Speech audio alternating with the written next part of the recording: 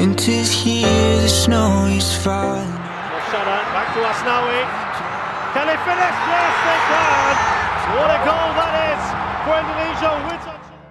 Pelatih Timnas Indonesia Sintayong angkat bicara soal keputusan wasit yang merugikan skuad Garuda karena tak memberi hadiah penalti di laga kontra Singapura. Ketika kedudukan imbang, kontroversi terjadi saat Ricky Kambuaya dijatuhkan oleh pemain belakang Singapura persis di dalam kotak penalti. Namun, wasit tidak menunjuk titik putih dan hanya memberikan tendangan bebas untuk pasukan Garuda. Akan tetapi, Sin mengaku belum bisa menilai keputusan wasit tepat atau tidak karena dia belum melihat tayangan ulang.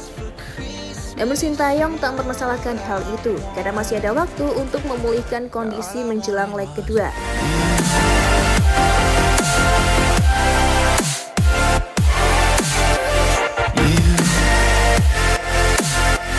Leg kedua Indonesia versus Singapura bersemifinal Piala AFF 2020 akan kembali digelar di National Stadium Singapura pada Sabtu 25 Desember 2021.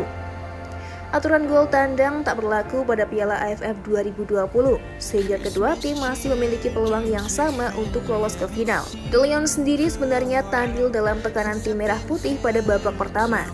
Mereka kesulitan mengembangkan permainan dan hanya mencoba memaksimalkan keunggulan postur tubuh mereka lewat bola-bola mati untuk mendapatkan peluang. Bahkan, Singapura tertinggal lebih dahulu lewat gol yang ditorehkan Witan Sulaiman pada menit ke-28. Pemain berusia 20 tahun itu mengobrak-abrik pertahanan Singapura dengan umpan 1-2 yang dilakukannya bersama Asnawi Mangku Alam. Lalu, Witan menyelesaikannya dengan tendangan manis yang mengarah ke kiri gawang. Shana, back to Asnawi. Can they finish? Yes, they can. What a goal that is for Indonesia. All I wanted was you. Namun Haris Harun dan kolega berhasil bangkit di babak kedua. Mereka bermain lebih menyerang dengan memanfaatkan kendurnya serangan pasukan Garuda. Alhasil Ihsan Fandi berhasil menyamakan kedudukan pada menit ke-70.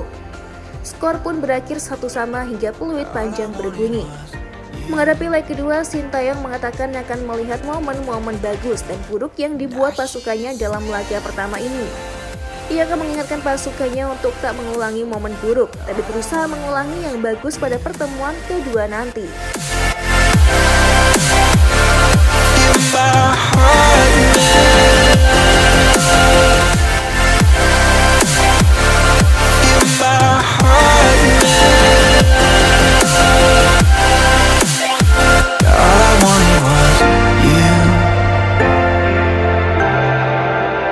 Terima kasih sudah menonton Timnas Magazine.